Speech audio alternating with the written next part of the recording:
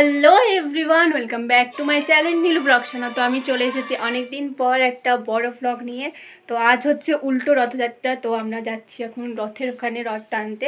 তো তোমরা ভিডিওটা কন্টিনিউ দেখতে থাকো, আশা করছি তোমাদের ভালো লাগবে। আমার বোন আমাকে নিয়ে যাচ্ছে এখন রথের মেলাতে। আমি কোথাও নিয়ে যাচ্ছি না, জিলাপি যদি না খাওয়ায় ওই তাহলে কিন্তু খুব খারাপ হয়ে যাবে ব্যাপারটা। আগে চত রথের মেলায় জিলাপিটা মাস্ট, তাই রথ আসছে মনে হয় এখানে। হ্যাঁ, এটা রথে নেবো।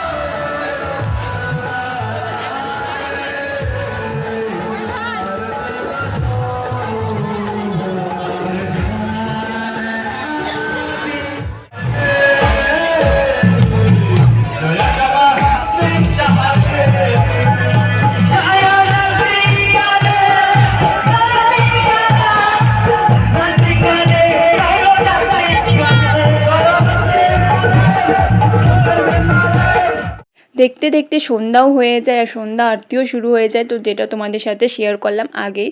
তারপর হচ্ছে নিকিও চলে আসে, তারপর একসাথে আমরা আবার মজা করতে লাগি। বেশি ভিডিও তোমাদের সাথে শেয়ার করা হয়নি, কারণ অত ভিড়ের মধ্যে ভিডিও করা সম্ভব হচ্ছিল না, আর প্রচুর গরম ছিল সেদিন। আর তারপর দেখো আমরা চলে এসেছি গৌড় রোডে, আর গৌড় রোডে রথের মেলার প্রচুর বড় মেলা বসে। তো দেখতে পাচ্ছ আশেপাশে কত দোকানপাট রয়েছে। তারপর আমরা সেখান থেকে বেরিয়ে পড়ি জিলাপি আর মিষ্টি নিয়ে, আর রথের সাথে যাই না, কারণ অজরে বৃষ্টিও শুরু হয়ে গেছিলো কত জোরে, তোমরা দেখতেই পাচ্ছ।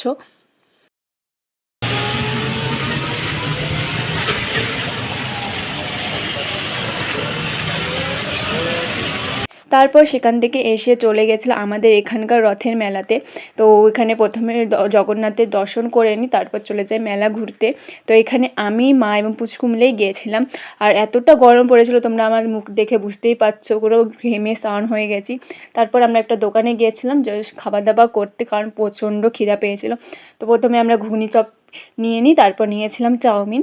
তারপর পুচকুর জন্য একটা বেলুন নিয়ে চলে আসি বাড়ি। তো বাড়ি এসে দেখো পুচকু কত সুন্দরভাবে বেলুন নিয়ে খেলছে, তো ওই মজা করছিল খুবই।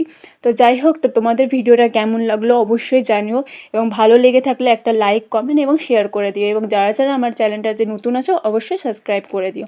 তো আজকের ভিডিওটা এতটুকুই, দেখা হচ্ছে আবার নেক্সট ব্লগে। তো টাটা, সবাই ভালো থেকো, সুস্থ থেকো।